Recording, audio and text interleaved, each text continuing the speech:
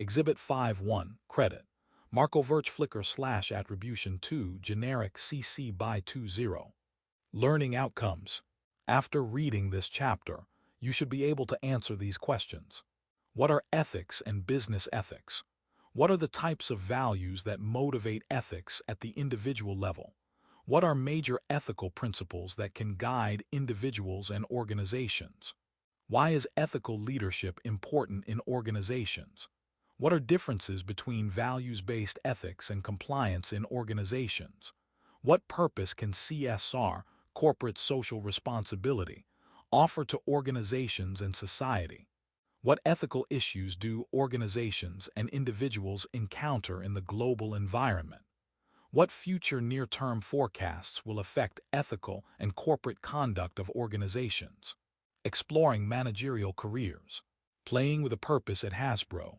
Hasbro is a global play and entertainment company that takes corporate social responsibility, CSR, very seriously. Founded nearly a century ago in Rhode Island, Hasbro integrates its CSR efforts throughout the organization with the goal of helping to make the world a better place for children of all ages. In 2017, the company achieved the #1 spot in the 100 Best Corporate Citizens rankings, published annually by Corporate Responsibility magazine. Hasbro is no stranger to this achievement. Over the past 5 years, Hasbro has consistently been in the top 5 spots on this prestigious list, and that is no accident. With more than 5,000 employees, Hasbro relies heavily on its strategic brand blueprint to guide its efforts in CSR, innovation, philanthropy, and product development. With a business portfolio that includes such well-known brands as Nerf, Play-Doh, Transformers, Monopoly, and the Game of Life, the company focuses its CSR efforts on 4 key areas: product safety, environmental sustainability, human rights and ethical sourcing, and community. According to the company, product safety is its highest priority. Hasbro uses a 5-step quality assurance process that starts with design and then moves to engineering, manufacturing, and packaging. Another key part of product safety at Hasbro is incorporating continuous feedback from both consumers and retailers, and insisting that these high standards and quality processes apply to all third-party factories worldwide that manufacture its products. Hasbro is also committed to finding new ways to reduce its environmental footprint. Over the past several years, the company has reduced energy consumption, cut greenhouse gas emissions, and reduced water consumption and waste production in its production facilities. In addition, Hasbro has totally eliminated the use of wire ties in all of its product packaging, saving more than 34,000 miles of wire tires, more than enough to wrap around the Earth's circumference. Human rights and ethical sourcing remain a key ingredient of Hasbro's CSR success. Treating people fairly is a core company value, as well as working diligently to make great strides in diversity and inclusion at all levels of the organization. Company personnel work closely with third-party factories to ensure that the human rights of all workers in the Hasbro global supply chain are recognized and upheld. Philanthropy, corporate giving, and employee volunteering are key components of the Hasbro community. Through its various charitable programs, Hasbro made close to $15 million in financial contributions and product donations in 2016, which reached close to an estimated 4 million children around the globe. Several years ago, the company started an annual Global Day of Joy as a way of engaging its employees worldwide in community service. In a recent year, more than 93% of Hasbro's employees participated in service projects in more than 40 countries. Hasbro is in the business of storytelling, and its CSR efforts tell the story of an ethical, responsible organization whose mission is to create the world's best play experiences. Its ability to be accountable for its actions and to help make the world a better place one experience at a time continues to make it a highly successful company. Sources: Brian Goldner, Who Are You Really? Brian Goldner, President and CEO for Hasbro, Inc. HTTP, Insights, Ethosphere. Com, Access June 29, 2017. CSR Fact Sheet, https://CSR. Hasbro, Com, Access June 23, 2017. The world's biggest public companies, Hasbro, Forbes, https://www. Forbes. Com, Access June 23, 2017. 2016 Global Philanthropy and Social Impact, https://CSR. Hasbro. Com, Access June 23, 2017. Elizabeth Gertis, Hasbro CEO, reveals the magic behind the toymaker's earnings beat, CNBC, http://www. CNBC. Com, April 24, 2017. Jade Burke, Hasbro reaches top spot in CSR listing, Toy News, http://www. Toy News Online. Biz, April 21, 2017. Catherine Beliveau, CSR at Hasbro, What It Means to Play with Purpose, LinkedIn, https://www. LinkedIn. Com, April 20, 2017.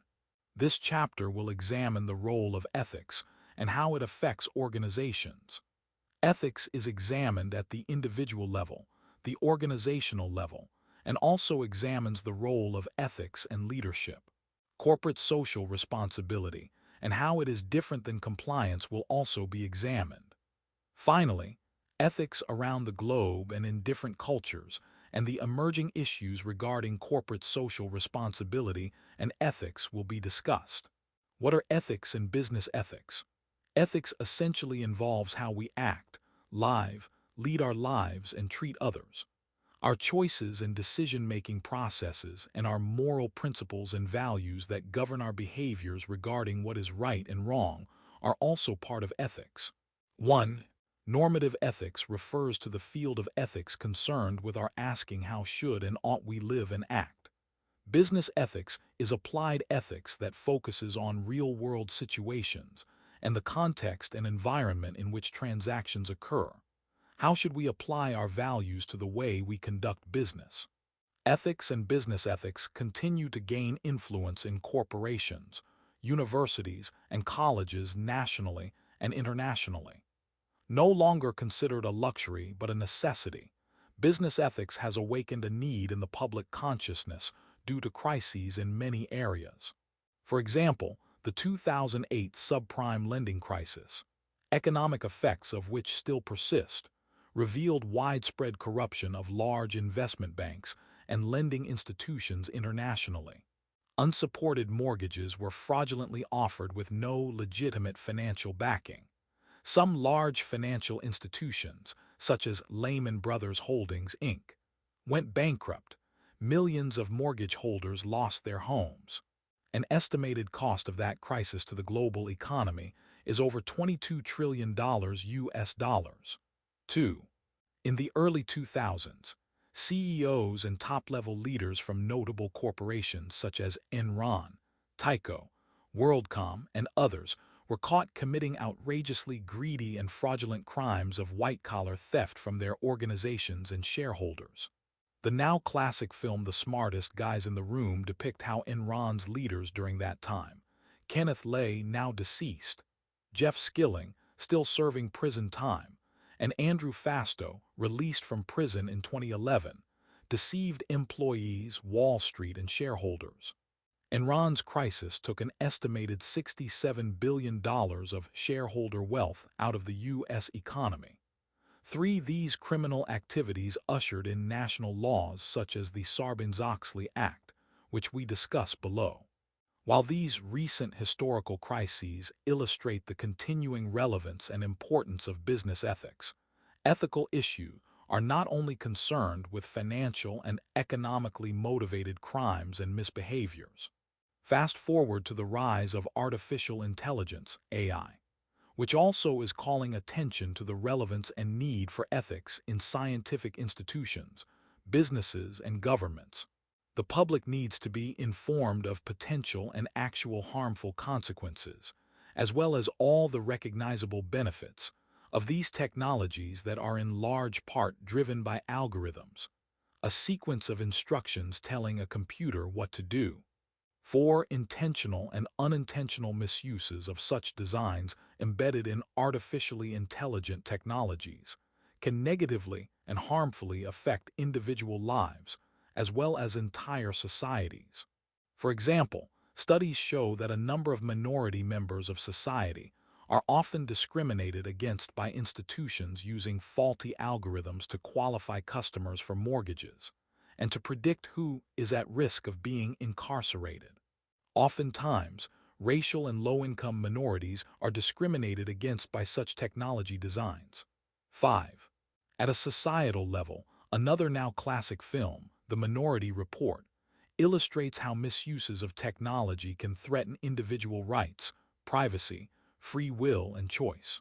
While this may sound like science fiction, scientific and business luminaries such as Elon Musk, Stephen Hawking, Bill Gates, and others have openly declared that we as a society must be cautious and ethically aware and active to fend off the ill effects of the control and dominant influences of certain AI algorithms in our lives.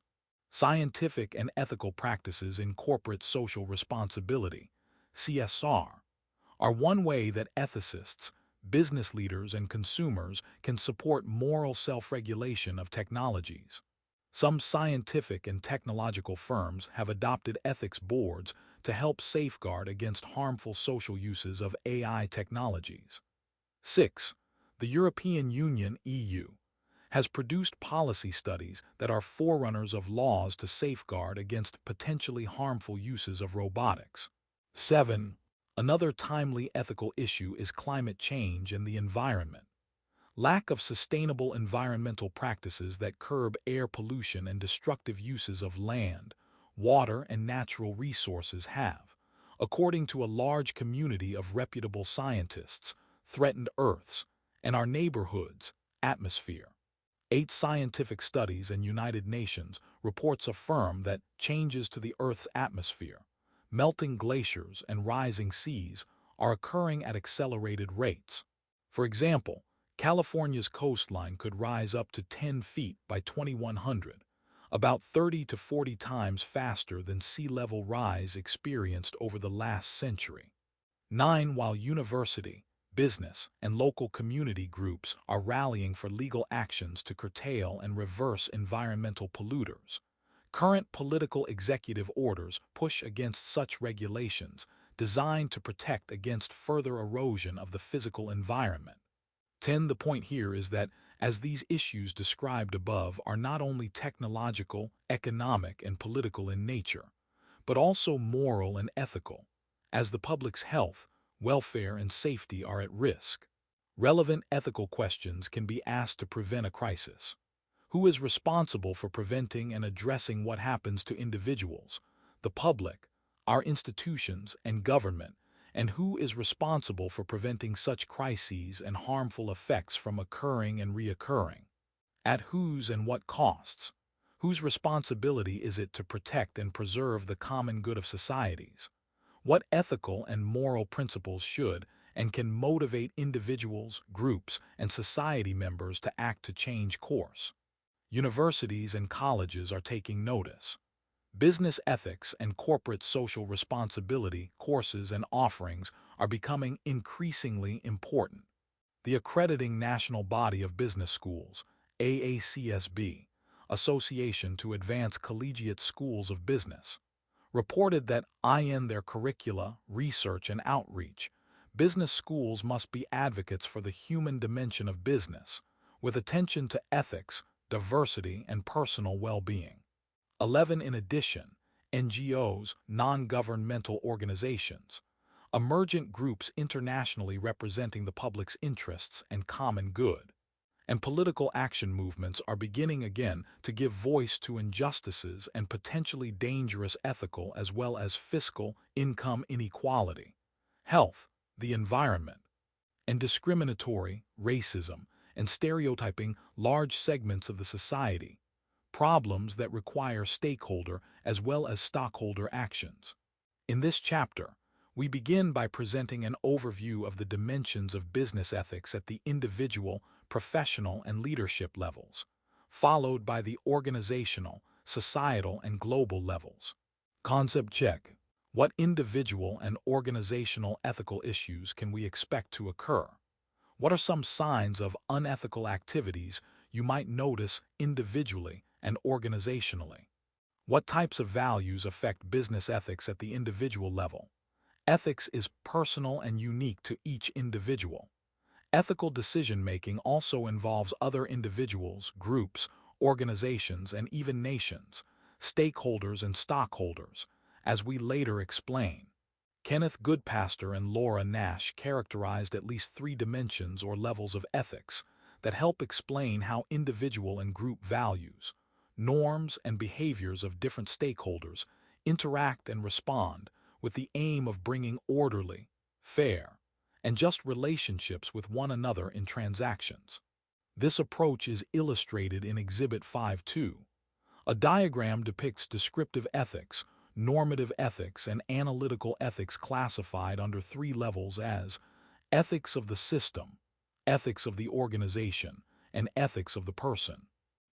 Exhibit 5.2, a framework for classifying levels of ethical analysis source, adapted from Matthews, John B. Goodpaster, Kenneth E. and Laura L. Nash.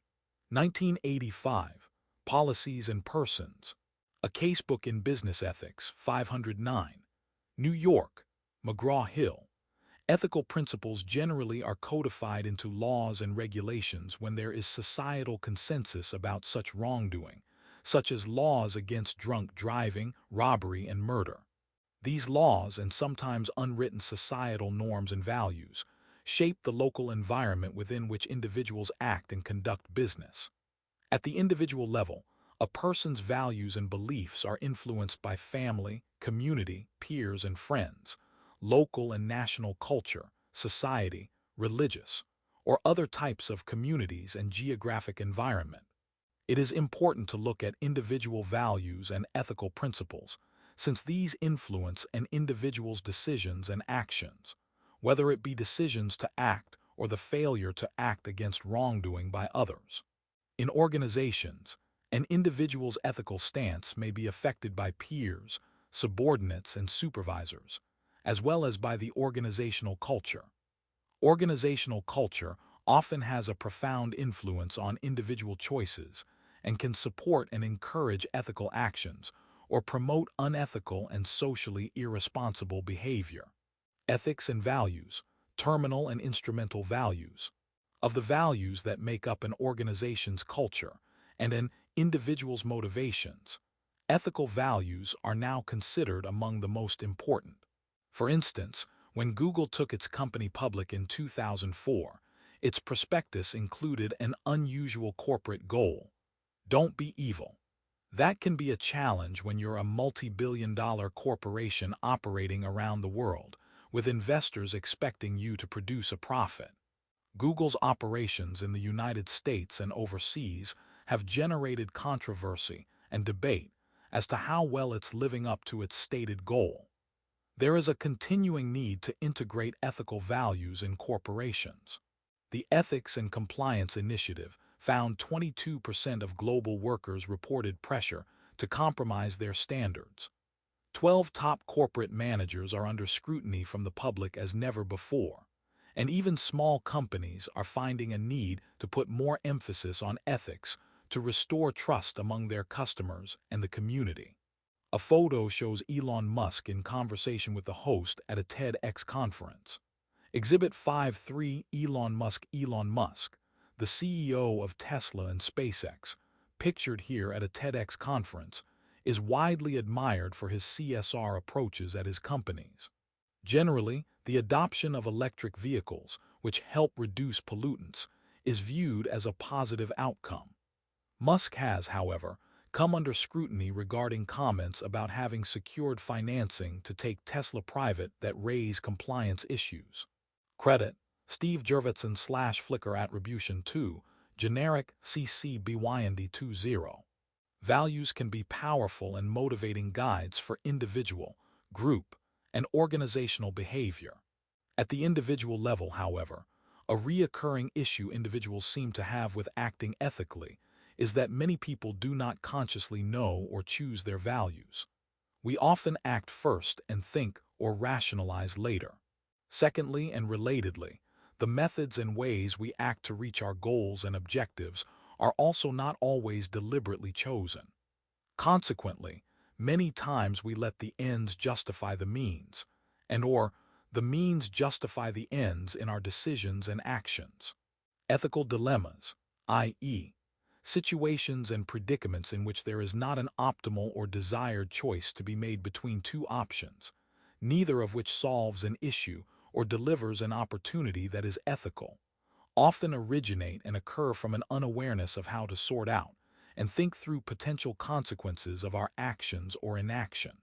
Becoming aware and conscious of our values is a first step toward being able to act ethically and responsibly in order to prevent or lessen harm to ourselves or others. Toward this end, it is helpful to understand values that have been categorized as terminal and instrumental. Terminal values are desired goals, objectives, or end states that individuals wish to pursue. Instrumental values are preferred means of behavior used to obtain those goals. Examples of terminal values, at a higher level, are freedom, security, pleasure, social recognition, friendship, accomplishment, comfort, adventure, equality, wisdom, and happiness. 13 examples of instrumental values are being helpful, honest, courageous, independent, polite, responsible, capable, ambitious, loving, self-contained, and forgiving. 14. Identifying and separating terminal from instrumental values in any given situation can assist individuals, groups, and work units in distinguishing between the ends goals from the means methods to reach the goals, and vice versa in making decisions, thereby helping us choose more ethical options, or at least less unethical ones, in situations. For example, a sales manager has a goal of motivating his sales force to achieve individual sales performance levels at a 17% increase over current levels by the end of the calendar quarter. The means of doing so, according to the manager, are go for it. Use your imagination and fortitude. Just make sure each of you reaches or exceeds that goal. In this case, the terminal value is high achievement to the point of being overly ambitious in order to reach an aggressive financial goal. The instrumental value can also be described as aggressive achievement. Both the terminal and instrumental values in this scenario could very likely create undue pressure and even anxiety for some members of the sales force. The ethical logic underlying this example is to let the end justify the means. The scenario also raises the question of whether or not individuals in the sales force would choose the values underlying the instruction of the manager if each member identified and reflected on those values. If the end terminal value creates undue pressures and is unrealistic and unobtainable, then the means instrumental value would likely create tension and unethical behavior as well. This example in some ways mirrors what actually recently happened at Wells Fargo and Company, an American international banking and financial services holding company headquartered in San Francisco. High-pressure and unrealistic sales goals were adopted and implemented from the top down in that organization. A result was that members of that sales force lied, pressured, and misled loyal customers to buy bogus financial products to meet unrealistic sales goals. Such actions, when discovered, led to and revealed illegal and unethical actions from not only the sales professionals but officers at the top of that organization. Ultimately, the CEO was pressured to resign, 5,300 employees were fired, and several lawsuits ensued. 15. There are many lessons to take from the Wells Fargo fiasco. From an individual ethical perspective, one insight is to be aware of the underlying values of organizational and other job and task-related directives issued. Another is to discover your own values and ethical principles that can guide you in work, study, and personal situations, so that someone else's problems may not have to become yours. A helpful assessment for discovering your values is the PVA Personal Values Assessment, found at https://www.valuacenter.com/our products/products individuals/personal values assessment PVA. Karoksai found that 5 ways organizations needlessly provoke good people to make unethical choices are the following. 1. People feel psychologically unsafe to speak up. 2. Excessive pressure to reach unrealistic performance targets compromises people's choices. 3. When individuals face conflicting goals, they feel a sense of unfairness and compromise their reasoning. 4. Only talking about ethics when there is a scandal. 5. When there is no positive example available, individuals react instead of choose ethical decisions. Familiarizing yourself with ethical principles in the following section is another way of helping you think through complicated situations to make conscious, values-based decisions to do the right thing. 16. Concept check. What are terminal and instrumental values? What are ways organizations can employ values to induce people to make ethical choices? What are major ethical principles that can be used by individuals and organizations?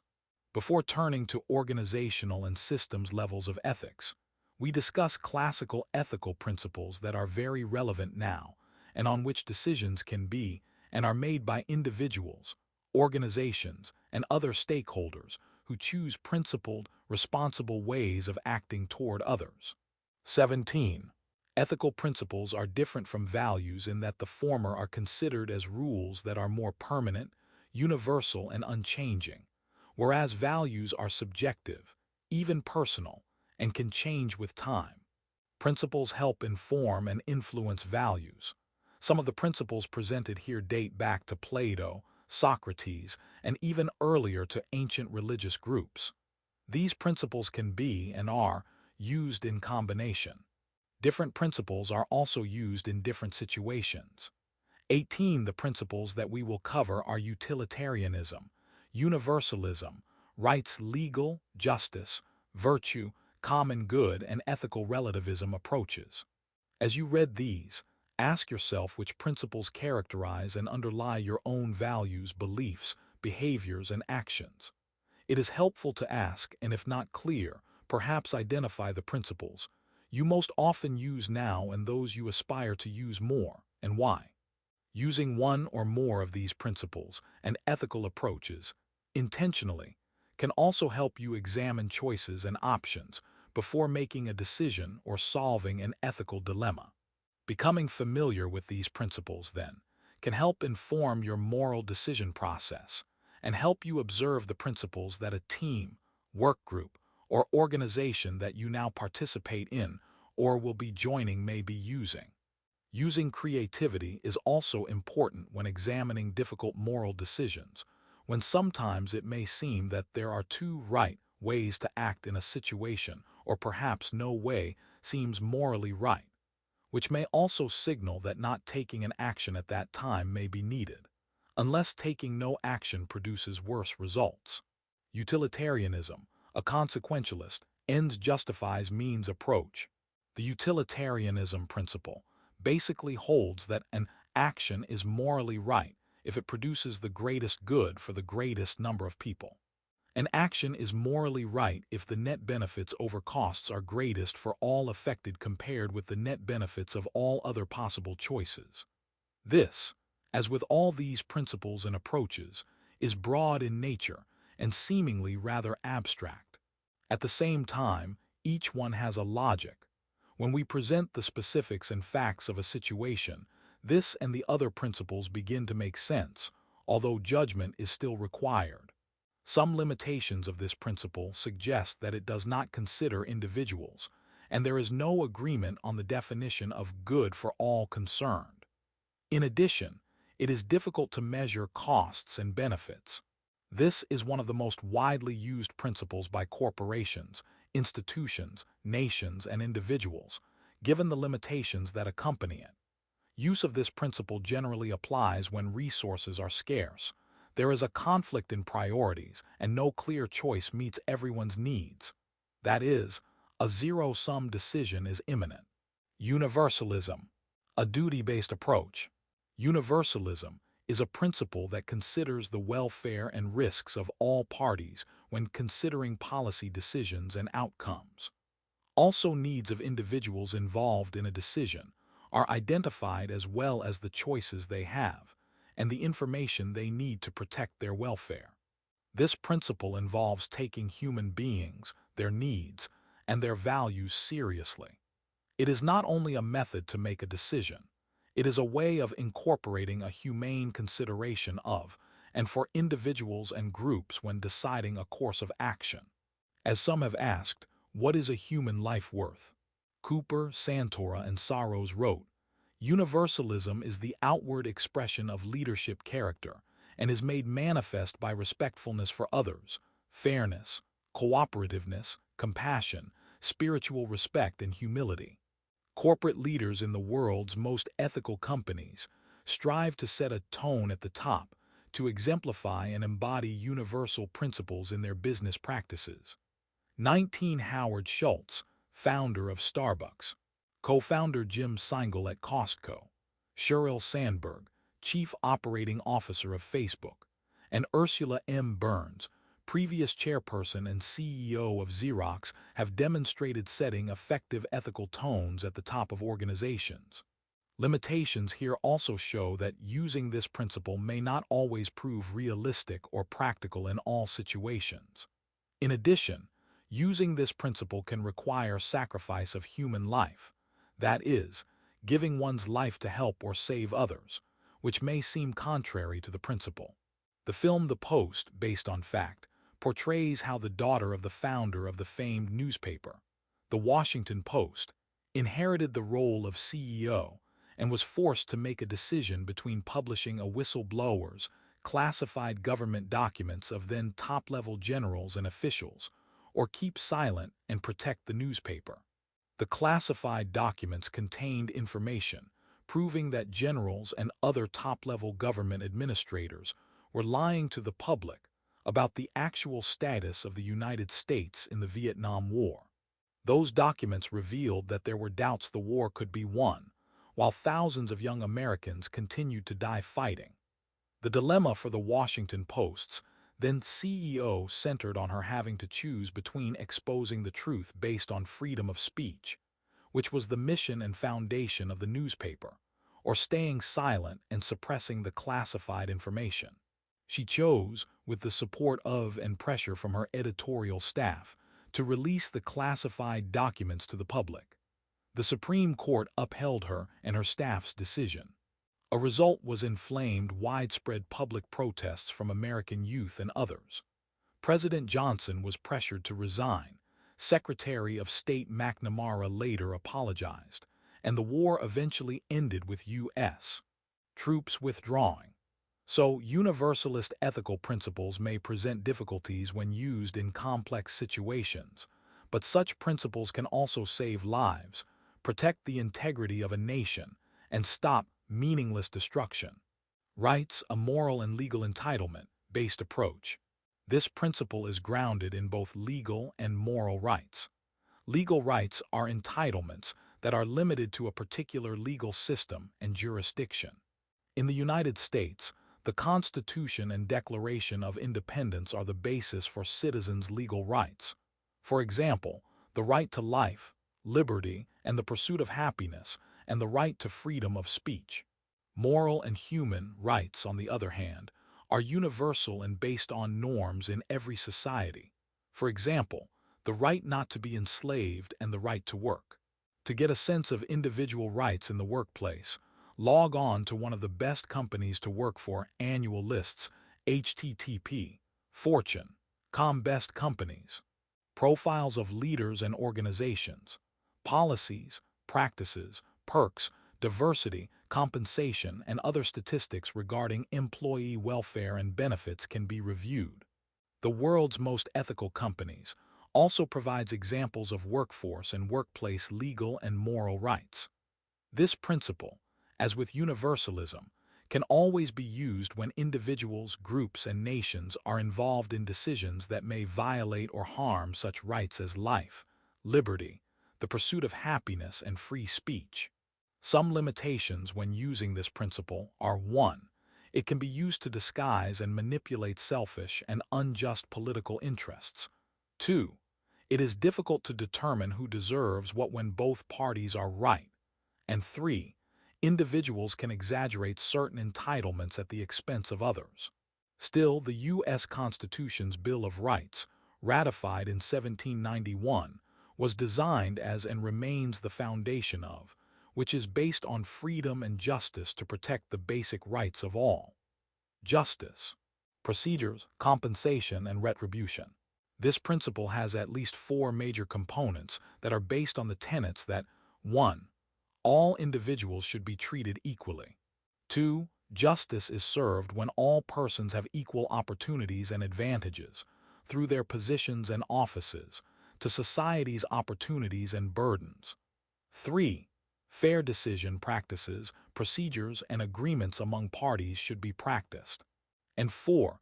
Punishment is served to someone who has inflicted harm on another, and compensation is given to those for a past harm or injustice committed against them.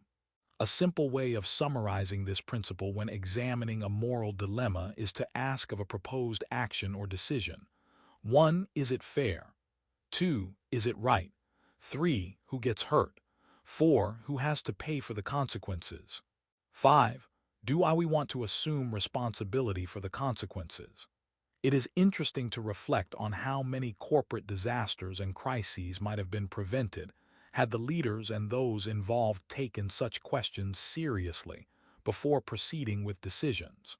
For example, the following precautionary actions might have prevented the disaster: updating the equipment and machinery that failed in the BP and the Exxon Valdez oil crises and investment banks, and lending institutions following rules not to sell subprime mortgages that could not and would not be paid, actions that led to the near collapse of the global economy. Limitations when using this principle involve the question of who decides who is right and wrong, and who has been harmed in complex situations. This is especially the case when facts are not available, and there is no objective external jurisdiction of the state or federal government. In addition, we are sometimes faced with the question: who has the moral authority to punish, to pay compensation to whom? Still, as with the other principles discussed here, justice stands as a necessary and invaluable building block of democracies and freedom. Virtue ethics, character-based virtues. Virtue ethics is based on character traits such as being truthful, practical wisdom, happiness, flourishing, and well-being. It focuses on the type of person we ought to be, not on specific actions that should be taken. Grounded in good character, motives, and core values, the principle is best exemplified by those whose examples show the virtues to be emulated. Basically, the possessor of good character is moral, acts morally, feels good, is happy, and flourishes. Altruism is also part of character-based virtue ethics. Practical wisdom, however, is often required to be virtuous. This principle is related to universalism. Many leaders' character and actions serve as examples of how character-based virtues work.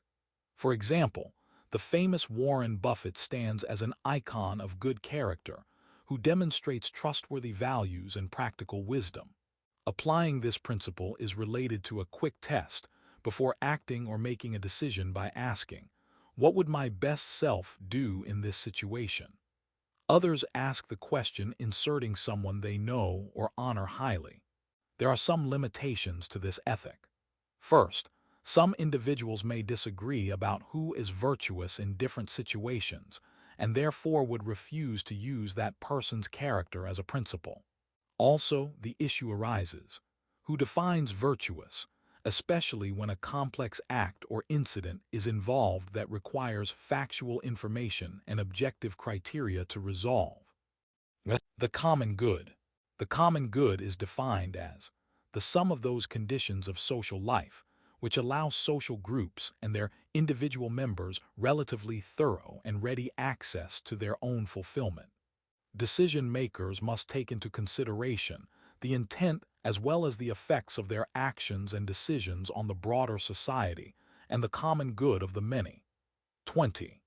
Identifying and basing decisions on the common good requires us to make goals and take actions that take others, beyond ourselves and our self-interest, into account. Applying the common good principle can also be asked by a simple question.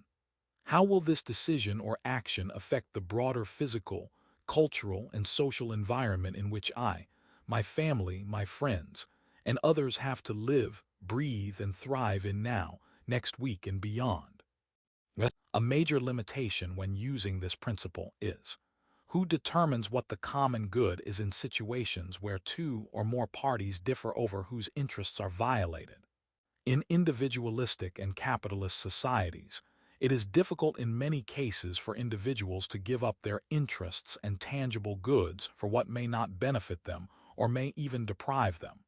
Ethical relativism, a self-interest approach. Ethical relativism is really not a principle to be followed or modeled. It is an orientation that many use quite frequently. Ethical relativism holds that people set their own moral standards for judging their actions. Only the individual's self-interest and values are relevant for judging his or her behavior. Moreover, moral standards according to this principle vary from one culture to another. When in Rome, do as the Romans do. Obvious limitations of relativism include following one's blind spots or self-interests that can interfere with facts and reality. Followers of this principle can become absolutists and true believers, many times believing and following their own ideology and beliefs. Countries and cultures that follow this orientation can result in dictatorships and absolutist regimes that practice different forms of slavery and abuse to large numbers of people. For example, South Africa's all-white National Party and government after 1948 implemented and enforced a policy of apartheid that consisted of racial segregation. That policy lasted until the 1990s, when several parties negotiated its demise, with the help of Nelson Mandela, WWW. History. Topics apartheid. Until that time, international firms doing business in South Africa were expected to abide by the apartheid policy and its underlying values. Many companies in the United States, Europe, and elsewhere were pressured in the 1980s and before by public interest groups whether or not to continue doing business or leave South Africa. At the individual level, then, principles and values offer a source of stability and self-control, while also affecting job satisfaction and performance. At the organizational level, principled and values-based leadership influences cultures that inspire and motivate ethical behavior and performance. The following section discusses how ethical leadership at the top and throughout organizations affects ethical actions and behaviors.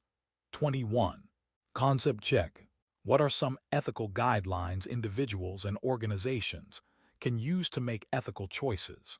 Can being aware of the actual values you use to guide your actions make a difference in your choices? Why is ethical leadership important in organizations? Organizational leadership is an important first step toward identifying and enacting purpose and ethical values that are central to internal alignment, external market effectiveness, and responsibility toward stakeholders. 22. The scholar Chester Barnard defined a values-based leadership approach in 1939 as one that inspires cooperative personal decisions by creating faith in common understanding, faith in the probability of success, faith in the ultimate satisfaction of personal motives, and faith in the integrity of common purpose. 23. Exhibit 5. 4 illustrates how vision, mission, and values are foundational in guiding the identification and implementation of the strategic and operational questions and alignment of an organization, which is a major part of leadership. A diagram illustrates the role of the strategic and operational questions in the identification and implementation of vision, mission, and values. Exhibit 5. 4. Strategic Organizational Alignment Source. Joseph W. Weiss. Copyright 2014. Leadership is defined as the ability to influence followers to achieve common goals through shared purposes. 24. Organizational leaders are responsible to a wide range of stakeholders and stockholders, as well as employees toward meeting the goals for the organization. How responsibly and ethically they choose to do so depends on a number of factors. From an ethical and related effectiveness perspective, the leader's values count since these generally become the values of an organization. A leader's influence is referred to as the tone at the top. While a leader's values should align to those of the organization, its vision and mission, this is not always the case, as we know from the crises discussed earlier when referring to the classical failures at Enron, Tyco, WorldCom, Wells Fargo, and other notable companies.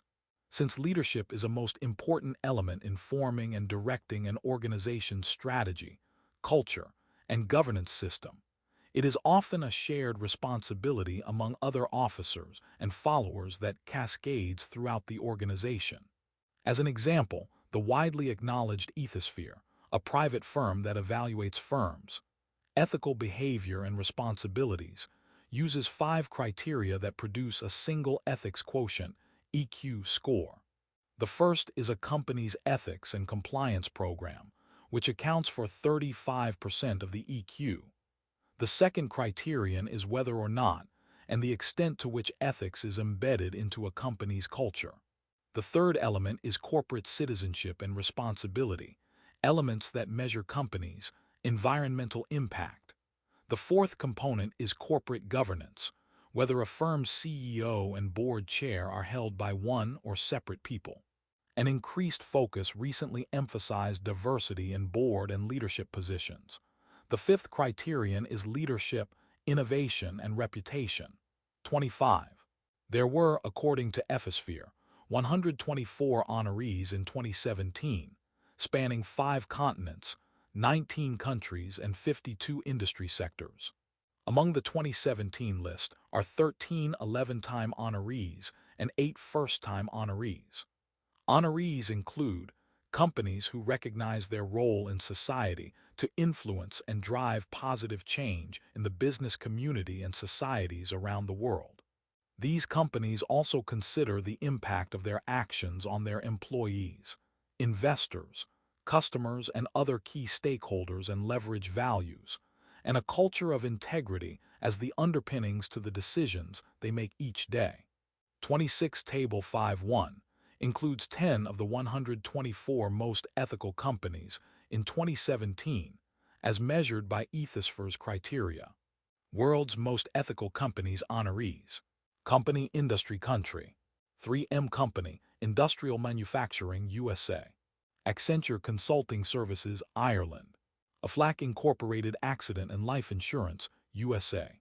Allstate Insurance Company, Property and Casualty Insurance, USA. Alyeska Pipeline Service Co. Oil and Gas, Renewables, USA. Applied Materials, Inc., Electronics and Semiconductors, USA. Arthur J. Gallagher and Co. Insurance Brokers, USA. Avnet, Inc., Electronics and Semiconductors, USA. Baptist Health South Florida Healthcare Providers, USA. Source, adapted from Ethisphere 2017, https://www.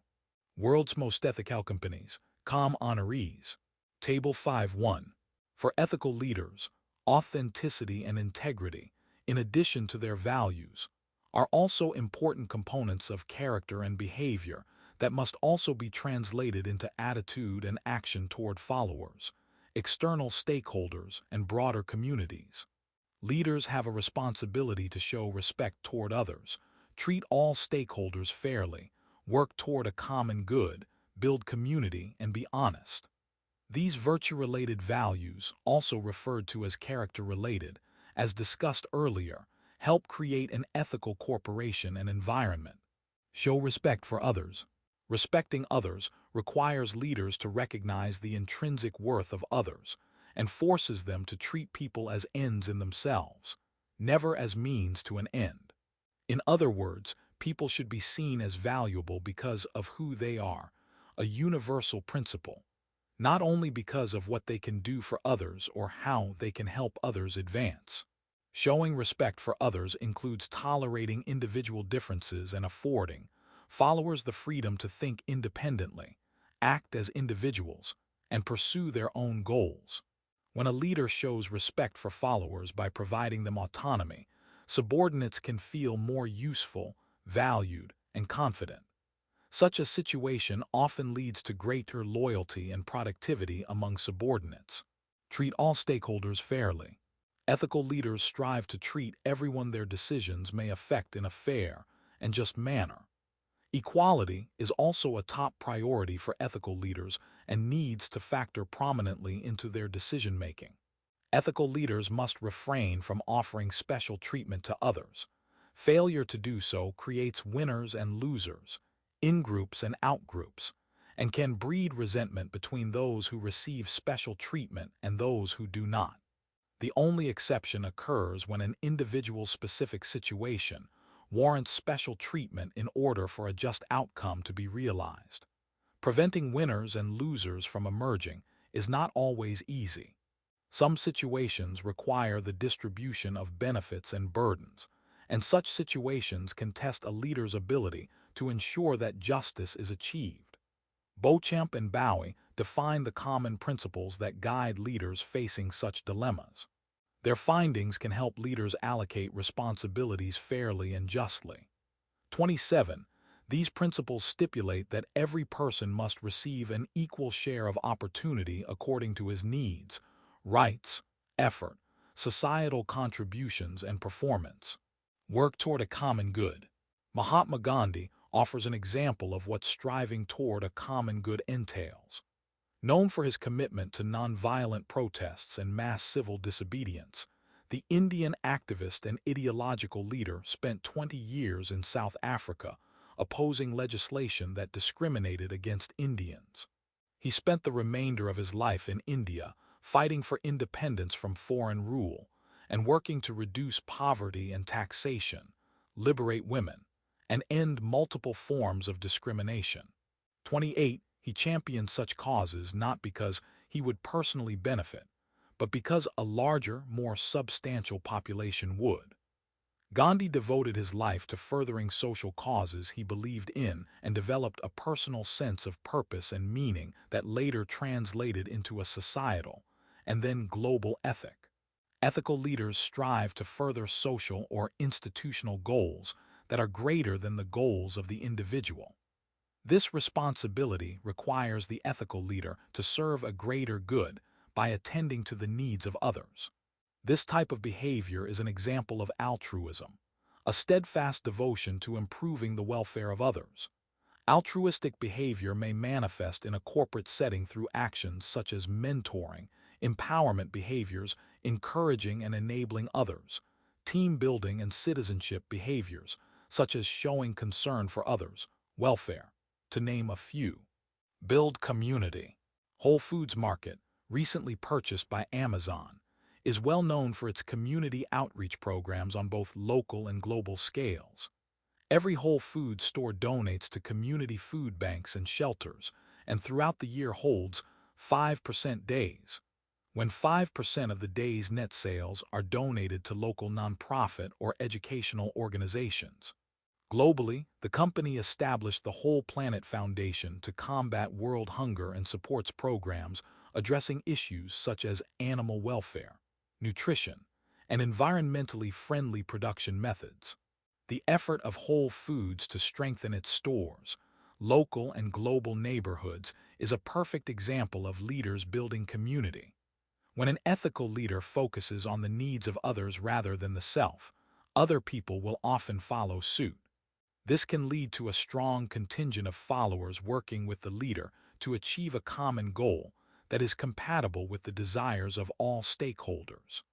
Furthering a common goal means that no one can place his needs ahead of the group's goals, and an ethical leader cannot impose his will on others. A successful CEO who works with many charities or other individuals to feed the homeless exemplifies a leader-building community. Be honest. Honesty is considered desirable by practically everyone, but it is sometimes unclear what honesty actually demands of us. Being honest is not simply telling the truth and avoiding deceitful behaviors. It requires leaders to be as open as possible and to describe reality fully, accurately, and in sufficient detail. Telling the complete truth is not always the most desirable action, however. Leaders must be sensitive to the feelings and beliefs of others and must recognize that the appropriate level of openness and candor varies depending on the situation. According to a recent survey, 58% of people internationally trust companies, but 42% are less sure. Being more transparent with customers, stakeholders, and stockholders should become a priority for leaders and boards of companies. 29. Dishonesty can be a disastrous practice for a leader. Dishonest leaders distort reality, which can lead to unfavorable outcomes for all stakeholders. Researchers Cialdini, Pesha, Petrova, and Goldstein found that dishonest organizations suffer from tarnished reputations, decreased worker productivity, and various damages related to increased surveillance. They concluded that the costs of organizational dishonesty greatly outweigh any short-term gains from such behavior. 30. A photo shows the American psychologist Robert Cialdini clenching his fist as he delivers a speech. Exhibit 5. 5. Robert Cialdini and other researchers claim that dishonest organizations suffer from tarnished reputations, decreased worker productivity, and various damages related to increased surveillance. They concluded that the costs of organizational dishonesty greatly outweigh any short-term gains from such behavior. Credit: Dave Dugdale /Flickr /Attribution Share Alike 2 Generic CC BYSA 2. 0. Stewardship and servant leadership styles. Effective leaders and followers who lead by example and demonstrate virtuous practices, while demonstrating successful practices, are more numerous than the media or press reveal. Such examples are also entrepreneurs who practice both stewardship and servant leadership. Their names are not always recognizable nationally, but their companies, communities, and stakeholders know them well. For example, Inc.com's recent 2017 list of top 10 leaders features 4 women CEOs who go beyond the call of duty to serve others while succeeding in business. For example, Brittany Merrill Underwood started and is CEO of Akola Jewelry and was named in Yahoo's Best Person in the World series in 2014. Her company reinvests 100% of their profits to support work opportunities, training, social programs, and the construction of training centers and water wells in impoverished communities throughout the globe. 31. A classic example of these leadership styles is also represented by Aaron Feuerstein, a previous CEO of a manufacturing plant in Massachusetts, whose example continues to represent both a steward and servant leadership style. 32. Managerial leadership. Servant leadership personified. Aaron Feuerstein at Malden Mills. Aaron Feuerstein, a third-generation owner of Malden Mills in Lawrence, Massachusetts, suffered his factory burning to the ground on December 11, 1995. Feuerstein had the option of using the insurance money to rebuild the plant, but he instead paid the salaries and complete benefits of all the 3,000 workers for 6 months while the factory was rebuilt. He later said that he had no other option than to help the employees. His action was based on his study of the Talmud, and he presented at Xavier University. I have the responsibility to the worker, both blue-collar and white-collar. I have an equal responsibility to the community. It would have been unconscionable to put 3,000 people on the streets and deliver a death blow to the cities of Lawrence and Methuen. Maybe on paper our company is worthless to Wall Street, but I can tell you it's worth more. Feuerstein exemplified the 2 ethical leadership styles of stewardship and servant leadership, which focus specifically on how leaders work with followers. Ethical leadership as a whole concerns the leader's characteristics and encompasses actions in both the internal and external organizational environment. Source: Xavier University News and Events. Former Malden Mills CEO Aaron Feuerstein speaking at Heroes of Professional Ethics event March 24, 2009, https://www2 Xavier edu/campusute 25/modules/news CFM CO file equals former Malden Mills CEO Aaron Feuerstein speaking at Heroes of Professional Ethics event March 30 and GRPID equals 1 hash. W6 FLZPZ Phi UK. Questions: How does Aaron Feuerstein exemplify servant leadership principles?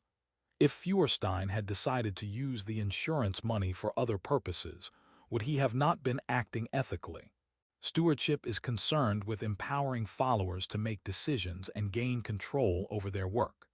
Servant leadership involves selflessly working with followers to achieve shared goals that improve collective, rather than individual, welfare. There is a wealth of information on both of these styles.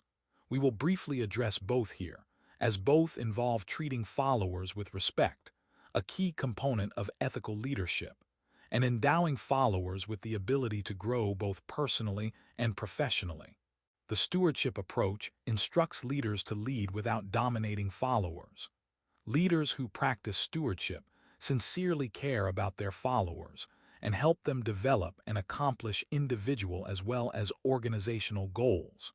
Effective stewardship breeds a team-oriented environment in which everyone works together. Organizations led by steward leaders are marked by decentralized decision-making. That is, leadership is not centered in one person, group, department, or administrative unity. Power is distributed among all stakeholders. 33.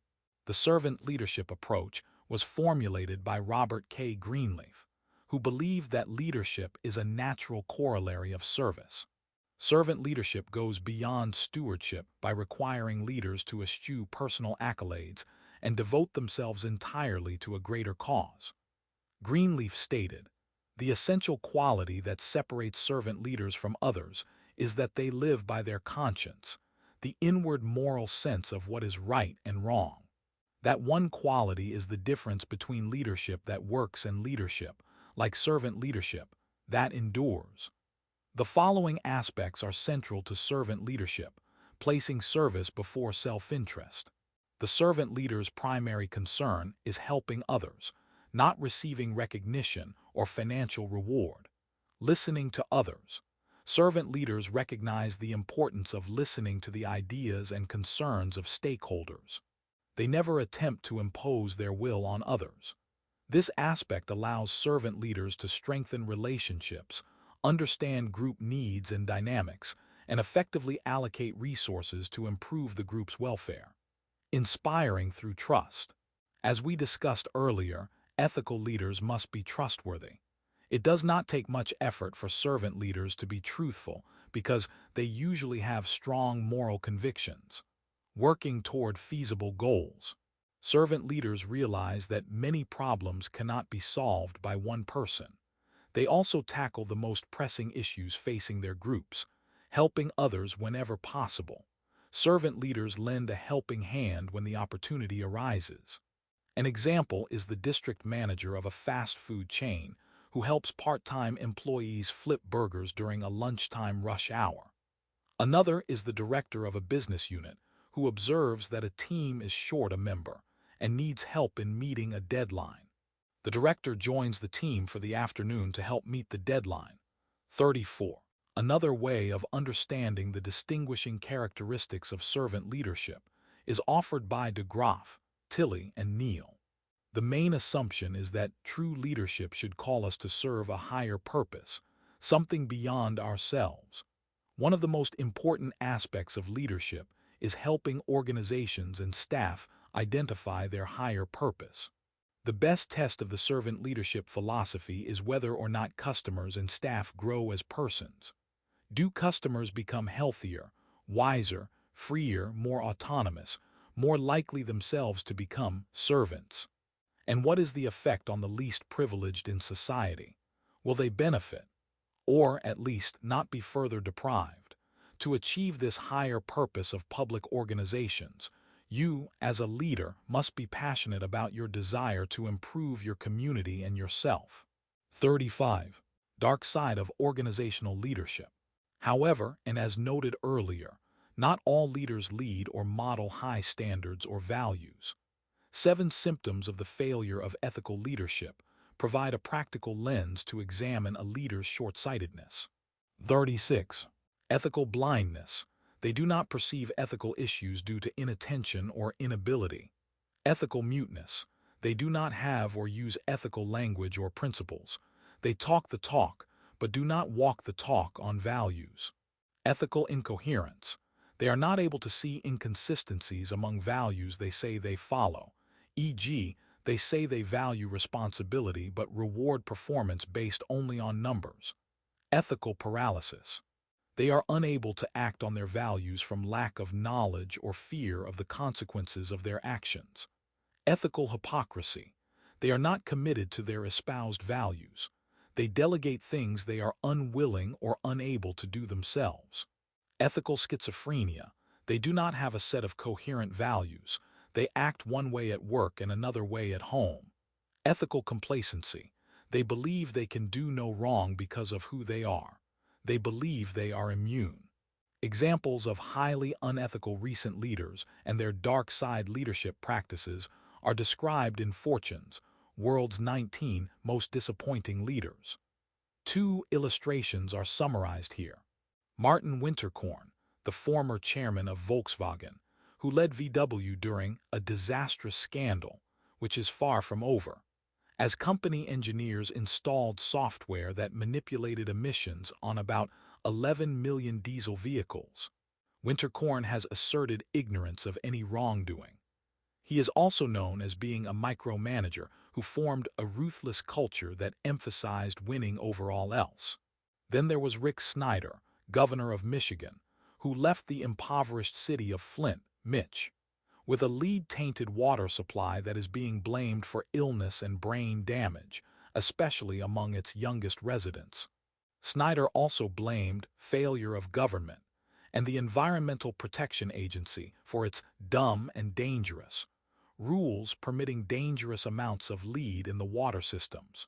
A major takeaway from both the outstanding and undesirable ethical leadership examples presented here is that organizational culture counts, and that without an ethical culture, both poor and exemplary moral leadership decisions flourish. 37. Concept check. What role does leadership play in how ethically organizations and its members act and perform? Explain what stewardship is and the role of servant leadership. What are the differences between values-based ethics and compliance in organizations? An organization's culture is defined by the shared values and meanings its members hold in common, and that are articulated and practiced by an organization's leaders. Purpose embodied in corporate culture is embedded in and helps define organizations. Ed Shane, one of the most influential experts on culture, also defined organizational corporate culture as a pattern of shared tacit assumptions learned or developed by a group as it solves its problems of external adaptation and internal integration that have worked well enough to be considered valid, and therefore to be taught to new members as the correct way to perceive, think, and feel in relation to those problems. 38.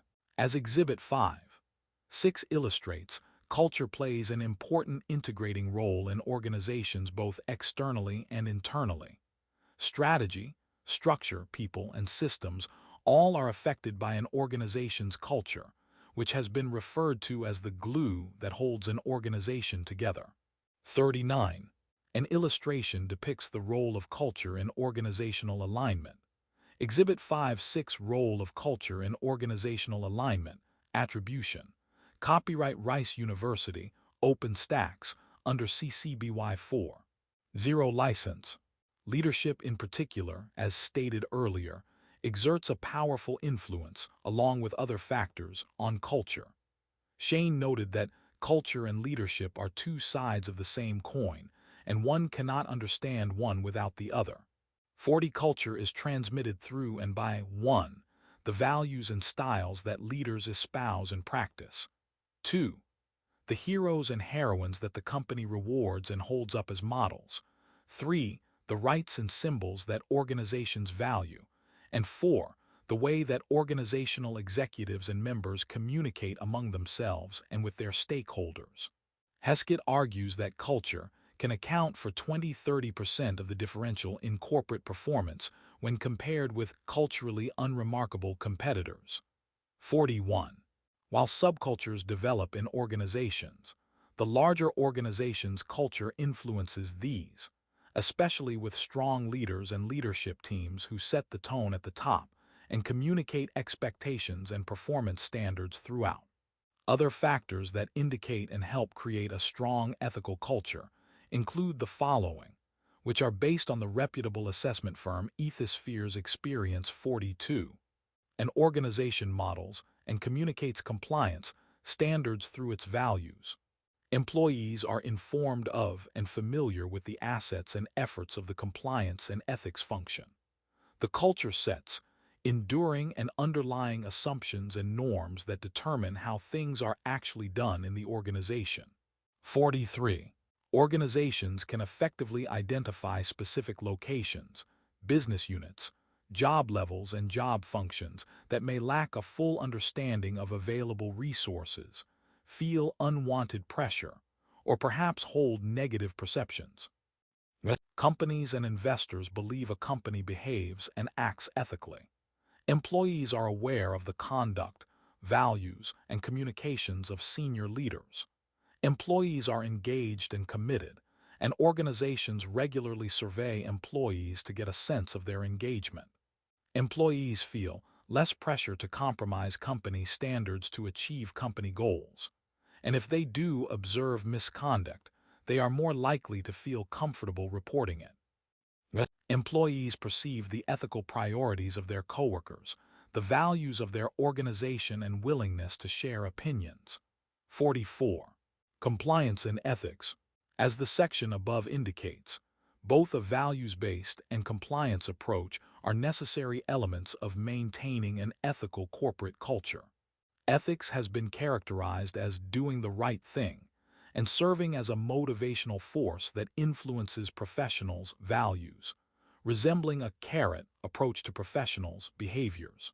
Compliance is related to influencing behaviors to act in accordance to the law or face consequences, referred to as a stick approach. Studies show that ethical and compliance approaches are interrelated and work best to motivate and sustain lawful and ethical behavior in organizations. 45.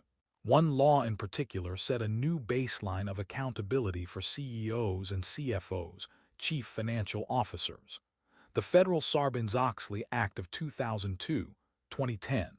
This law was the first following the Enron scandal and other corporate scandals that placed constraints and issued punitive measures on CEOs and CFOs, who could be punished if they knowingly and willingly committed fraud and other crimes.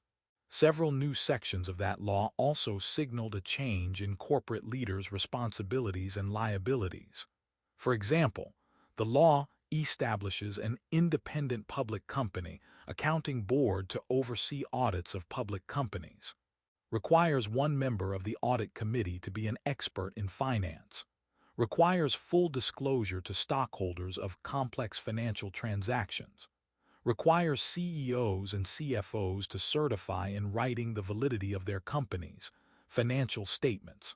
If they knowingly certify false statements, they can go to prison for 20 years and be fined $5 million. Prohibits accounting firms from offering other services, like consulting, while also performing audits. Federal Sentencing Guidelines, 2004. There are other parts of this law that further establish compliance regulations. 46. Because of the widespread corporate scandals discussed at the beginning of the chapter, the U.S. Congress implemented legal and compliance standards to curb and discourage illegal activities in corporations. While self-regulation will always play a major role in corporations, doing the right thing, compliance has proven to be a necessary, but not always sufficient element of corporate governance. Ethics continues to complement compliance, especially since the law cannot, does not, and will not cover every aspect of potentially harmful behaviors. Ethical dimensions and practices such as transparency, privacy, honesty, objectivity, integrity, carefulness, openness, respect for intellectual property, civility, confidentiality, accountability, responsible mentoring, and respect for colleagues are all necessary to motivate organizational behavior. Ethical values become actionable in corporations by corporations first becoming aware of, and then assuming responsibility for the corporation's duties toward its stakeholders and stockholders.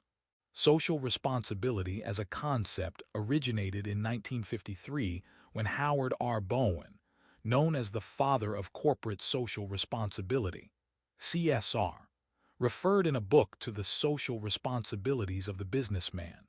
47. Concept check. In what ways do law and compliance complement ethics in organizations? How does stakeholder management differ from stockholder management? What value do CSR, corporate social responsibility, programs offer to organizations and society? CSR contributes to another form of self-regulation that goes further and involves firms taking action to help people and the environment. CSR is described as a belief that corporations have a social responsibility beyond pure profit. In other words, firms are social entities, and so they should play a role in the social issues of the day. They should take seriously their obligations to society and actively try to fulfill them. 48. As such, corporations should employ a decision-making process to achieve more than financial success on the assumption that CSR is integral to an optimum long-term strategy. In the 21st century, sustainability and corporate social responsibility, CSR, have become strategic imperatives for organizations as fundamental market forces for financial viability and success, where consumers are important stakeholders. Businesses worldwide develop CSR initiatives to become better corporate citizens, but also to communicate their activity to both internal and external stakeholders, which may involve a number of groups. A study by Horizon Media's Finger on the Pulse found that 81% of millennials expect companies to make a public commitment to good corporate citizenship. 49. The 2015 Cone Communications Millennial CSR Study found that more than 9 in 10 millennials would switch brands to one associated with a cause, 91% versus 85% U.S. average, and two-thirds use social media to engage around CSR, 66% versus 53% U.S. average. 50. The 3 Ps: profit, the people, and the planet, or the triple bottom line, TBL, is another concept closely related to and reflective of the mission of CSR and firm activities. 51. TBL, also known as 3BL, incorporates and assists businesses measure accountability in their funding of and support for social, environmental, ecological, and financial benefits to allow for a greater good. Many corporations have started to add triple bottom line metrics to their business plans in order to evaluate their overall performance and reflect on how companies are contributing to society. A small sample of contemporary CSR initiatives make a difference. For example, the GE Foundation gave $88 million to community and educational programs in 2016. The 3M gives corporation-funded $67 million in 2016 to focus on community and the environment, along with educational initiatives boosting student interest in science and technology. Apple was named by the environmental organization Greenpeace as the greenest tech company in the world for over 3 years because that firm's packaging is manufactured with 99% recycled paper products. Walt Disney Company's social mission to strengthen communities states that by providing hope, happiness, and comfort to kids and families who need it most. The Walt Disney Company donated more than $400 million to nonprofit organizations in 2016. Virgin Atlantic's Changes in the Air Sustainability Initiative states its mission as environment, sustainable design and buying, and community investment. This firm has since 2007 reduced total aircraft carbon emissions by 22% and has partnered with LanzaTech to develop low-carbon fuels for the future. Virgin Holidays donates £200,000 annually to the Brandon Center for Entrepreneurship Caribbean to support young entrepreneurs in Jamaica. 52. A photo shows a Mr. Potato Head balloon floating at the Thanksgiving Day parade in New York City. Exhibit 5. 7. Hasbro relies heavily on its strategic brand blueprint to guide its efforts in CSR, innovation, philanthropy, and product development. With a business portfolio that includes such well-known brands as Nerf, Play-Doh, Transformers, and Mr. Potato Head, the company focuses its CSR efforts on 4 key areas: product safety, environmental sustainability, human rights and ethical sourcing, and community. Here, one of its products is featured at the Thanksgiving Day parade in New York City. Credit: Rowan Photography /Flickr /No derivs 2 generic CC BY&D 20. Even with the current 2017 U.S.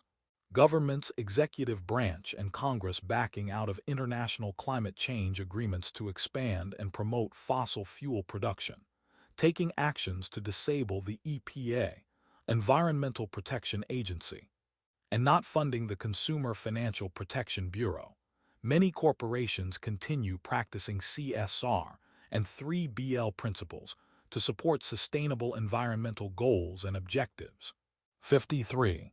While CSR is not a cure-all that can or will significantly make a difference in ushering in more sustainable environmental practices, help alleviate poverty, and use profits to help lower-income communities, it contributes to both internal and external stakeholder awareness to do the right thing.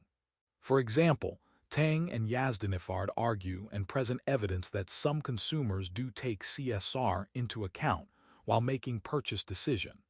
Also, CSR initiatives and actions have been shown to positively influence both internal and external stakeholders. 54. A study conducted in New Zealand explored the perceptions of internal stakeholders of New Zealand companies to discover the way in which the CSR, sustainability cultures, and identity are communicated internally. It was found that employee behaviors matter, as organizations that are well regarded in the community attract greater external loyalty, have more stable revenues, and face fewer crisis risks.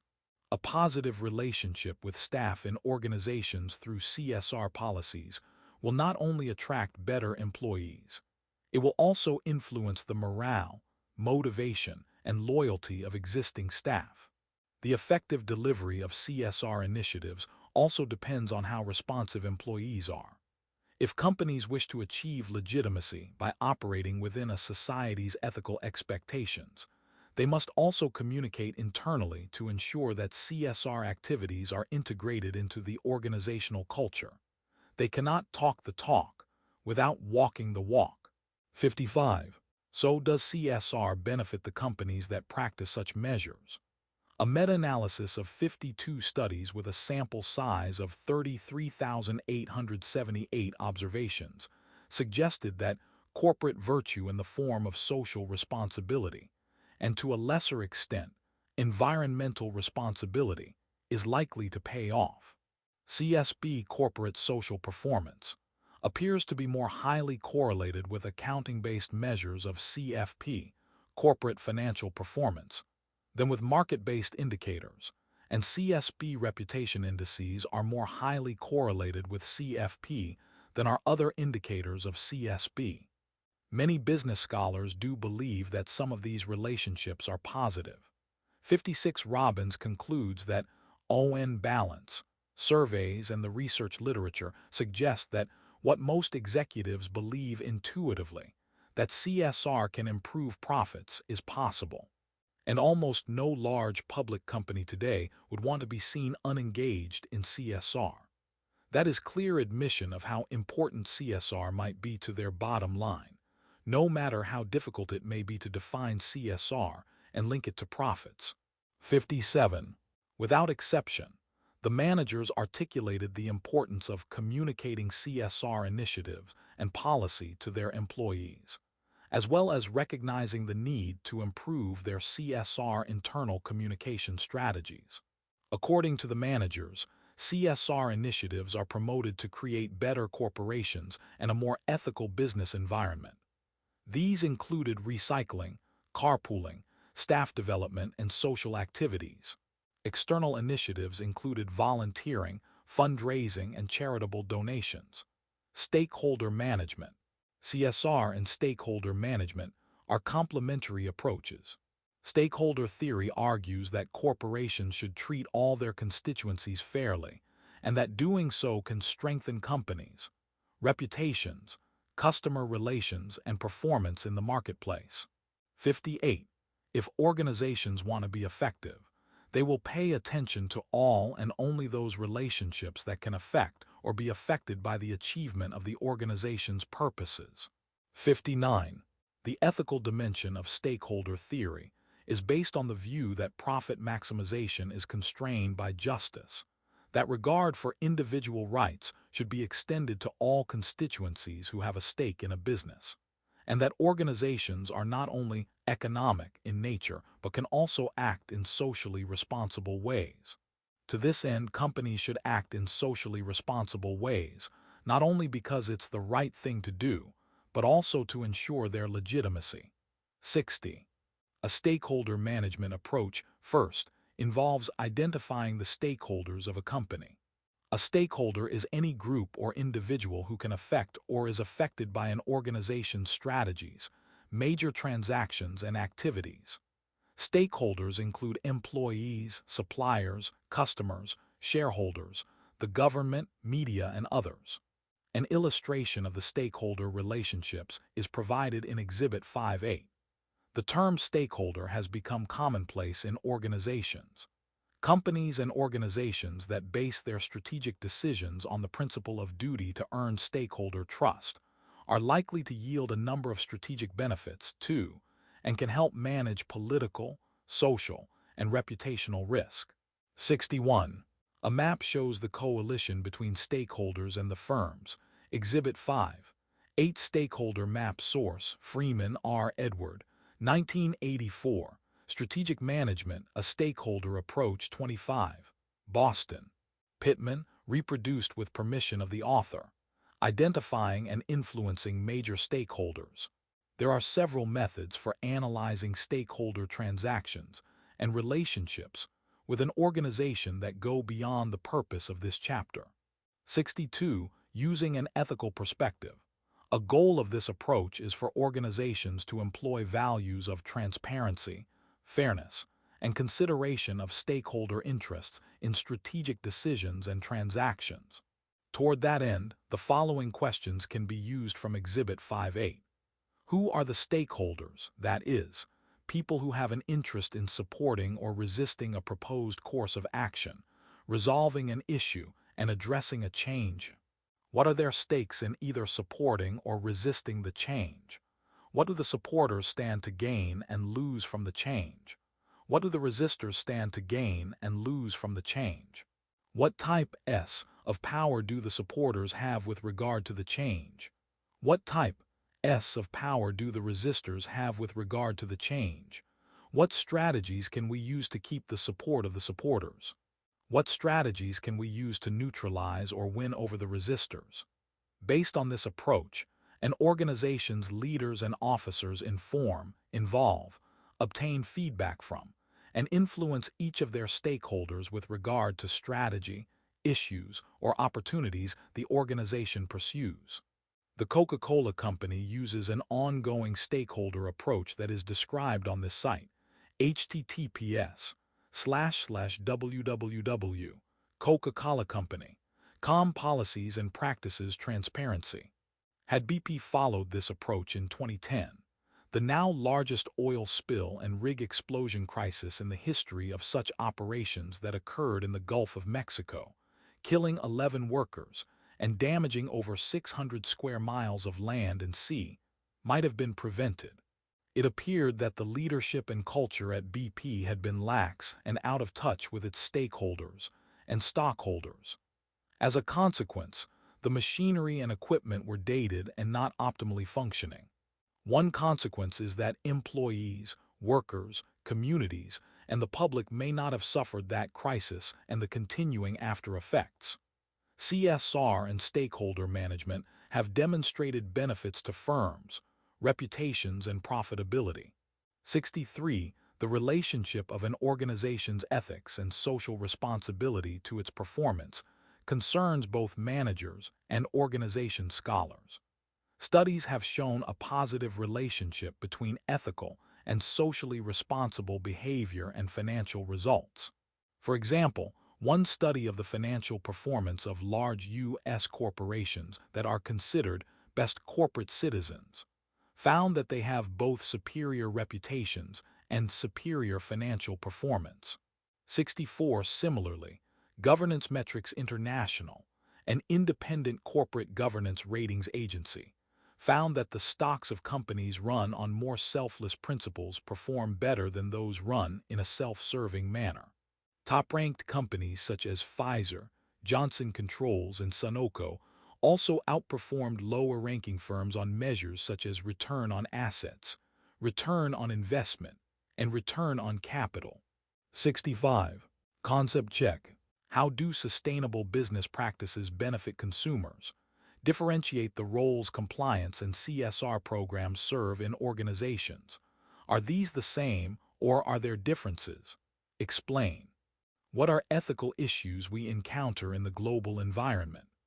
Organizations operating on a global basis often face particularly tough ethical challenges because of various cultural, political, economic, technological, and market factors.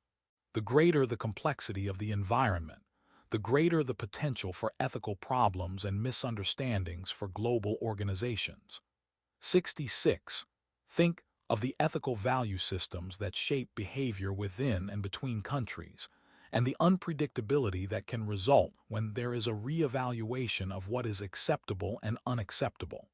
Recent and reoccurring global ethical problems and risks that organizations face include cybersecurity and political threats, international conflict and warfare, income inequality, planetary climate and environmental pollution and instability, corruption, and human and diversity rights violations.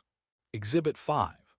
9 illustrates the wide range of stakeholders and issues related to several of the risks in this figure that MNEs, multinational enterprises, must either prevent from occurring or manage when doing business across and within different country borders.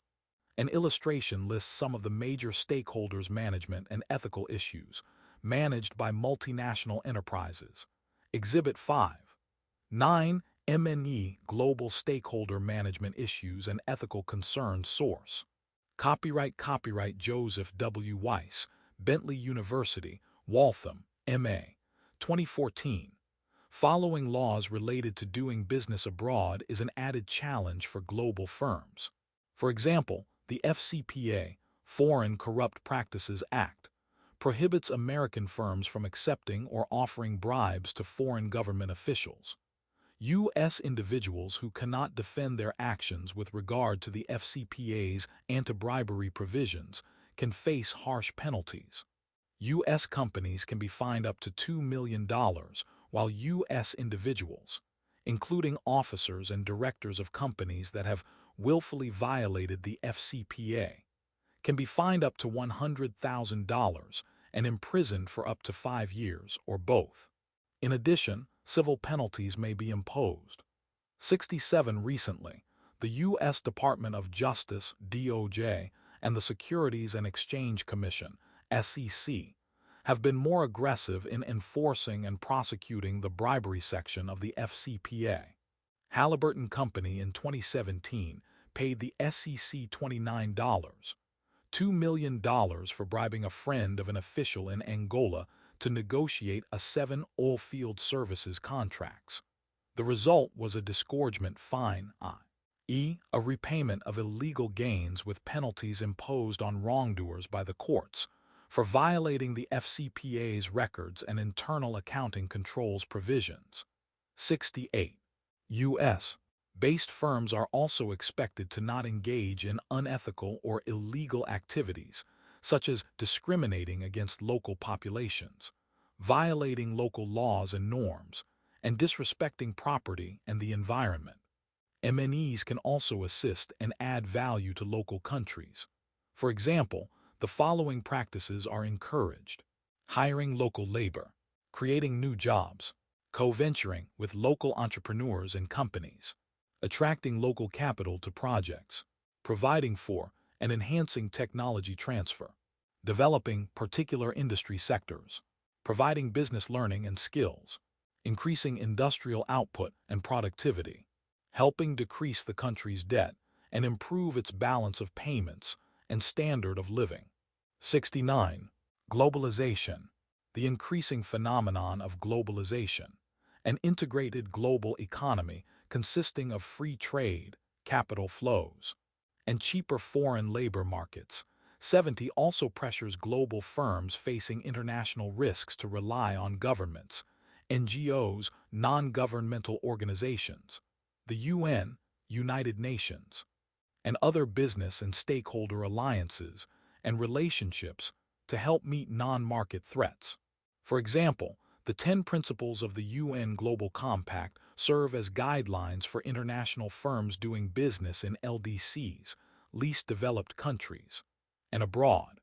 Businesses should 1. Support and respect the protection of internationally proclaimed human rights. 2. Ensure that they are not complicit in human rights abuses. 3. Uphold the freedom of association and the effective recognition of the right to collective bargaining. 4.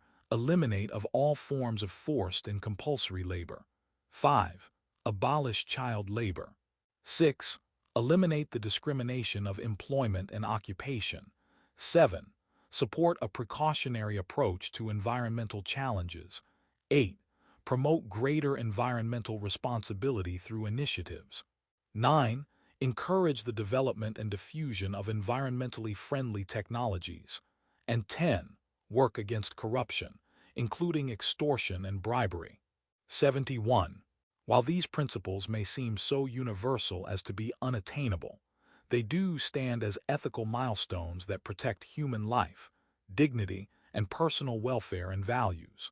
However, when companies operate in LDCs and other cultures, it often is necessary to negotiate a balance between fairness, equality, and different local values and standards. U.S. and Western values may differ with local cultural norms, such as child labor and employee rights, in many countries. Donaldson and Dunphy offer methods for such negotiations. 72. A classic example was Levi Strauss doing business in Bangladesh several years ago. Children in that country under the age of 14 were working in 2 of Levi's local suppliers. This employment practice violated Levi's norms but not the local cultural norms. Firing the children would have prevented the children from being able to get an education and would have placed hardships on their families, who depended on the children's wages. A negotiated agreement between Levi's universal values and local country norms involved the suppliers agreeing to pay the children regular wages while they went to school, and then hiring them when they turned 15 years old. Levi's agrees to provide for the children's tuition, books, and uniforms. MNE's corporate cultures. MNEs must also create inclusive, ethical corporate cultures, while managing both external and internal complexities such as hiring and training a diverse workforce, adapting to local culture norms while balancing home country ethics and values, and ensuring a multicultural approach to doing business across countries. Hannah identified 5 strategic questions that relate to organizational cultural sensitivities when doing business abroad as well as in a home country. 73. What do customers and stakeholders in our market expect from our organization? Will their standard of living be raised? Will their cultural expectations be violated? What is our strategy to be successful in this competitive marketplace? What can we realistically hope to achieve? What results are we willing to commit to? What are our governing values that define how we will work with stakeholders and with each other? What organizational capabilities do we need in order to achieve these results? What do our work processes, roles, and systems need to do so that we are consistent with all of the above? The author maintains that these questions will help bring an awareness to cultural differences and help organizational leaders and staff reach agreement on customizing decisions to fit a particular market while balancing company principles with local values. Global firms are also sensitized to the recent Me Too movement in the United States that raises women's awareness and courage to speak out about sexual harassment and assault in companies and workplaces. This movement further highlights the need to diversify and integrate workforces on the basis of gender and other traits that match customers and population characteristics. This need is not only based on ethical factors such as fairness, equality, rights, and justice, but also on competitive advantage and marketing awareness. To that end, organizational leaders are implementing more gender-balanced talent pools, especially at the early to mid-career levels and the mid to upper levels globally. Gender balance is beginning to be seen as a broader, more strategic cultural shift that includes developing leadership teams representing geographically diffuse markets. These leaders are recognizing that this balance drives the innovation and market understanding they need for other key business transformations. Without balance, they simply won't understand the world that's emerging. 74. For example, Dutch-based Royal DSM, the $8 billion global company in health, nutrition, and materials science, has shifted from a male-run organization to a gender-balanced leadership team in 3 steps. 1. Setting a vision connecting the goal to business success. 2. Engaging men of the firm's dominant nationality. And 3. Building competencies while working across nationality and gender differences.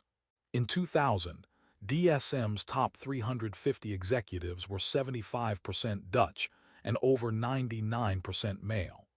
In 2017, the firm was 40% Dutch and 83% male. The CEO, Fake Sebesma, plans to decrease the male ratio down by 2% per year and down below 75% by 2025. He is prioritizing sustainability and credibility more than speed.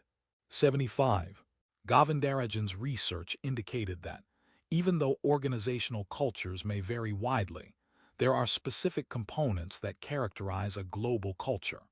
These include an emphasis on multicultural rather than national values, basing status on merit rather than nationality, being open to new ideas from other cultures, showing excitement rather than trepidation when entering new cultural environments, and being sensitive to cultural differences without being limited by them.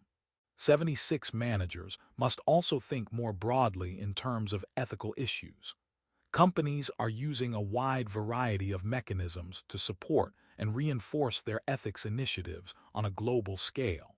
A useful mechanism for building global ethics in an organization is the social audit, which measures and reports the ethical, social, and environmental impact of a company's operations. 77. Also, as noted earlier in the chapter, Ethisphere, a renowned organization that evaluates the effectiveness of an organization's communication, training, ethics, culture, and compliance efforts to gain insights into employee concerns, continues to survey and publish annual results of the world's most ethical companies. 78. These surveys offer benchmarks of global and national companies' best ethical practices. A major finding from one of that organization's conferences stated that What of the 644 respondents to the NAVEX Global 2016 Ethics and Compliance Training Benchmark Report, 70% said that creating a culture of ethics and respect was one of their top training objectives. When it comes to CEOs, 92% agree that a strong corporate culture is important.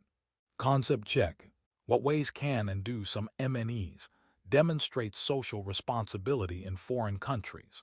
What are some specific ethical business practices other countries, besides the United States and regional governing bodies, such as the European Union, practice and demonstrate with regard to the environment and competition? Identify forecasts about contemporary ethical and corporate social responsibility issues. Predicted trends in ethics, compliance, and corporate social responsibility for Fortune 500 companies, governments, groups, and professionals by NAVEX Global include a shift in the power of voice in the story of harassment. The Me Too movement has changed everything. Bill Cosby, Harvey Weinstein, Charlie Rose, Kevin Spacey, Al Franken, Matt Lauer, and Garrison Keillor, and other high-profile public figures have pressured organizations through public forums, social media forums to take action. Victims of harassment have the power of choice. They can make an internal report and hope that their organization responds properly, or they can choose to take their story public. A clear message for corporations and ethics and compliance officers is: create a corporate culture in which employees feel comfortable raising their voices about anything from sexual harassment to feelings of being insulted. This will allow your compliance program to resolve issues before they turn into scandals and preserve the integrity of your organization's culture internally and its reputation externally. And don't ever tolerate retaliation. The Glassdoor effect. When people trust online reviews of their companies more than what companies communicate, and the effect of trust when employee messages go viral on social media. Companies need to create listen-up cultures by creating internal reporting systems in which leadership and managers listen to and support employees when they raise their voices for the betterment of the company. This ensures employees know that their report will be heard, taken seriously, and things will change if necessary.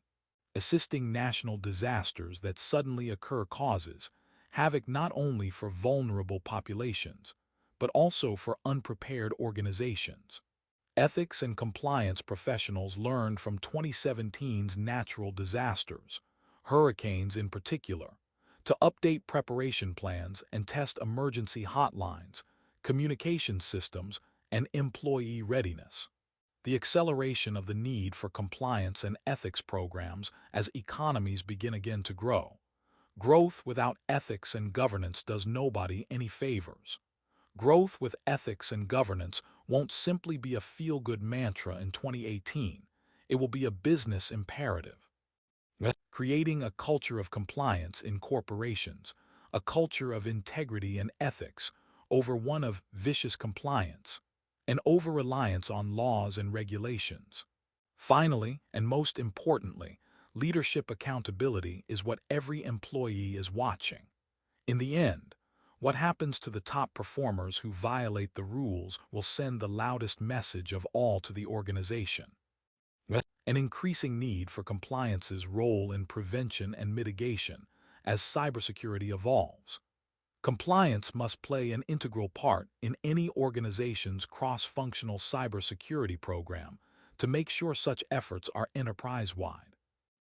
Giving new voice to whistleblowers is predicted as regulatory scrutiny is increasing, and the voice of the whistleblower in the Silicon Valley is growing louder as well. Corporations need to listen and resolve whistleblowers' issues internally before they decide to go outside. Managing culture and free speech in the workplace during polarizing times continues about race, gender, sex, sexual orientation, gender identity, national origin, and religion, and people's right to fair treatment, protection, and the rights and benefits enjoyed by others. Data privacy is becoming a larger concern for chief compliance officers in companies as privacy laws and the environments they regulate have evolved. Creating a safe and respectful workplace is needed. The role of the compliance professional evolves and innovates, as old networking models are giving way to online networks that provide new and unprecedented opportunities to share ideas and collaborate. Ethics and compliance go hand in hand, as stated earlier.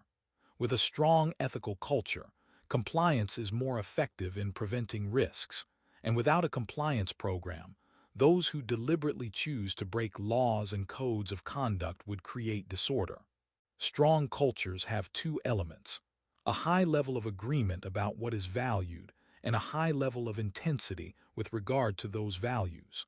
In the long run, a positive culture of integrity is the foundation for an effective ethics and compliance program, which, when properly embedded into an organization, can create a competitive advantage and serve as a valuable organizational asset.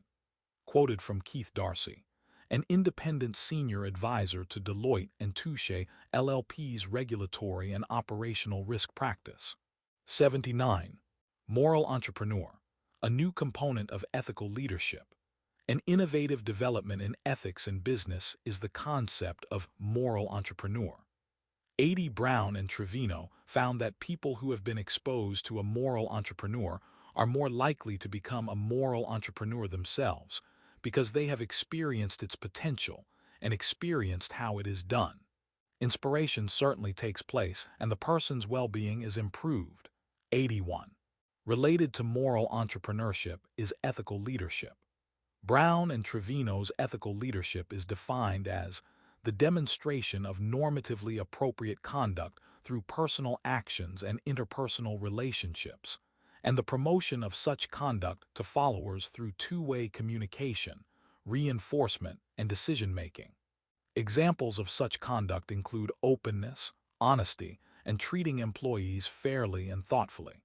Social learning theory was used to gain an understanding as to why ethical leadership is important to employees and how it is perceived to work.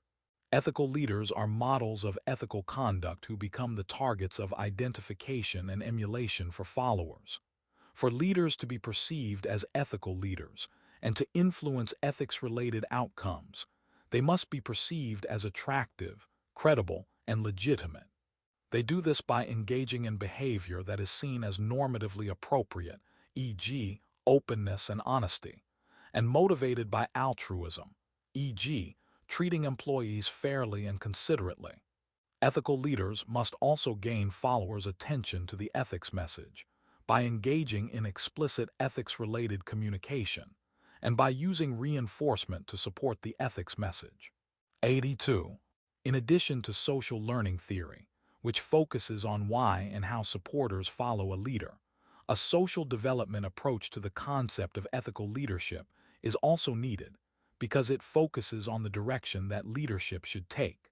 Studies on corporate social responsibility are concerned with how companies can contribute to societal development, not only in the sense of solving social problems, but also in the sense of improving social welfare, promoting social progress, and creating new social value. Mule-Kaptein argues that there is a third component to ethical leadership, moral entrepreneurship, in addition to the already defined components of the moral person and the moral manager. 83. His belief is that moral entrepreneurship opens avenues for studying various antecedents and outcomes of ethical leadership that hasn't been acknowledged adequately to date. Studies of the antecedents of ethical leadership, at both the situational and personal levels, have found that leaders who have had ethical role models are more likely to become ethical leaders. 84. These studies have also found that the personality traits of agreeableness and conscientiousness are positively related to ethical leadership. And studies on corporate social responsibility are concerned with how companies can contribute to societal development, not only in the sense of solving social problems, but also in the sense of improving social welfare, promoting social progress, and creating new social value. According to Captain, someone who creates a new ethical norm is called a moral entrepreneur. Becker believes that those people who make moral reform happen are the moral entrepreneurs. He differentiates between two kinds of moral entrepreneurs: those who create new norms and those who enforce new norms. The moral entrepreneur experiences something horrific that prompts him to want to do something to solve the issue, as Captain describes, a want to correct by translating a preferred norm into legal prohibitions. However, he risks becoming an outsider themselves if they are not unable to congregate support for the new norm. Captain states that the component of moral entrepreneurship complements the two other components of ethical leadership, moral person and moral manager, because it highlights the creation of new norms instead of only following and implementing current ethical norms. Becker suggests that helping others is important, and having the altruistic trait is important for a moral entrepreneur. Uetsever, in developing a scale for moral entrepreneurship personality, suggests that moral entrepreneurs demonstrate high moral virtues, such as justice and honesty. 85. Moreover, being a moral manager is important to be able to get the support of others to follow the new ethical norm. In order to be successful as a norm creator, one needs the support of others. Even though the three components of ethical leadership complement each other, it is still possible for someone to only exhibit one or two of the components, making ethical leadership a multidimensional construct. For instance, one can be a moral entrepreneur without being a moral manager, what Becker calls the norm creator.